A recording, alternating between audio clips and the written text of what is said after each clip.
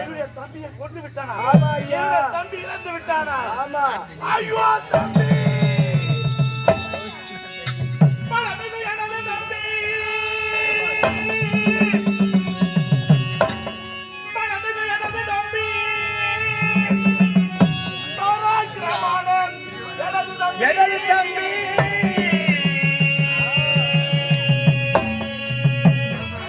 கலை பயின்ற தம்பி, கண்மணியான தம்பி.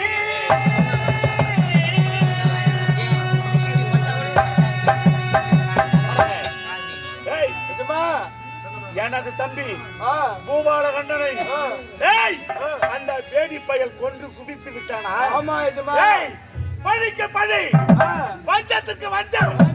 நான் அடிப்பட்ட பாம்பு அவனை கடிக்காம விடமாட்டேன்.